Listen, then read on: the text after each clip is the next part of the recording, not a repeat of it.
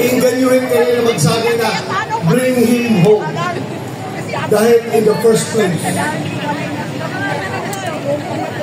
hindi natin siya napigilan na dalhin doon sa ICC. Hindi na natin yan. Ako talaga yung masama ang loob ko.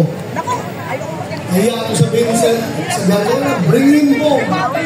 In the first place, hindi ko naman talaga siya napigilan na ibiyahe doon sa ICC. Kaya napakasama ang loob ko.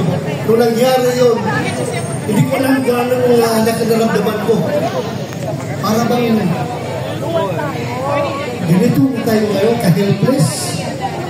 Sarili nating pulis ang magdadala ng ating dating presidente, piliting isakay sa aeroplano para ibiyahe doon sa The Hague, Netherlands. On what basis? On what basis? Basagi mo yung pa! Ang sinasabi ni President Marcos, hindi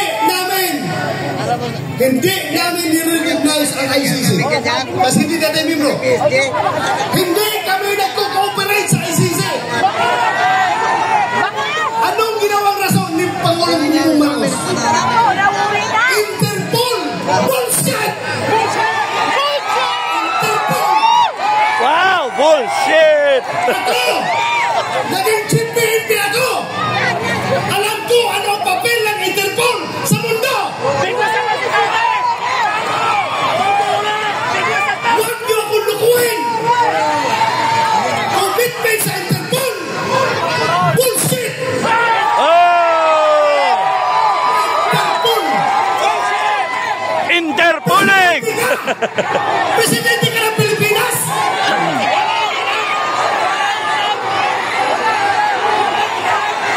Presidente ka ng Pilipinas!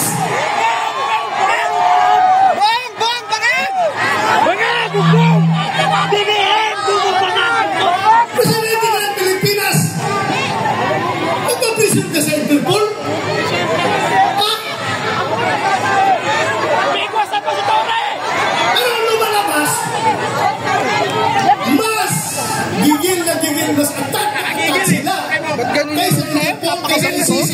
Pulis lang siya, tapos nakakabi na daw kasi dati Duterte. Bakit? Walang niya. Diba? Ito yun eh. Diba? Siguro, nakakagigil. Walang warang. Ayaw sa ating konstitusyon. Huling ka niya. Ang sasabihin niya. To protect, to serve and protect the Filipino people. Huling ka nila. Walang niya. Sino? Siniservisyohan niya? Yung mga naiwan. Hindi ang Filipino people.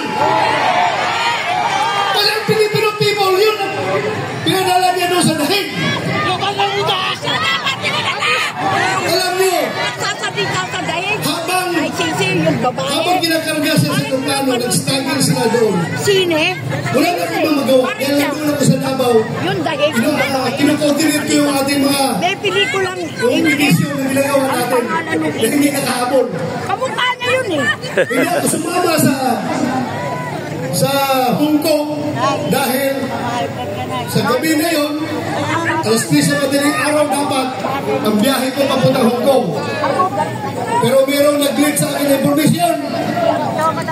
Hindi pa rin tulog ang Diyos. Nagsabi na, sabihan mo sila na may warrant na si President Duterte at si Bato. Uhulihin sila pagbalik nila dito galing sa Hong Kong. So tinawagan ko si ASB Bingo Bigaldia. Sabi ko, sir, meron ng warrant. Hindi na ko habol dyan kasi kasuhin ko na lang yung petition natin dito. Petition for certiorari and prohibition. Kinordinate ko yung ating abogado na itong yun. Pero nung kinarga na siya, wala ano ba ang gagawin ko? Alam mo yung nagawa ko? Naghanap ako ng tao nakakilala yung piloto ng aeroplano. Pinasabihan ko yung piloto, sabihan mo, pag gawin na yan, ibiyahe niya si Pangulong Duterte. He will go down in history as the pilot na naghatid sa pinakamabait, pinakamahal na Pangulo doon sa dahil.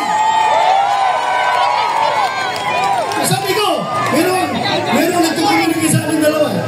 Sabihan mo Sabihan mo, dalahin niya si Pangulong Duterte noon, mananagot siya sa taong bayan. Mananagot siya.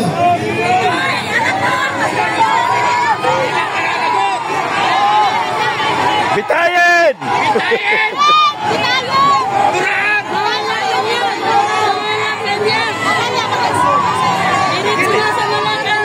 Alam niyo, Bitoy! ang nakakasama ng loob ko. Alam mo yung isang barangay kapitan? Sa barangay kapitan, maliit na barangay. Kausapin mo, Kap,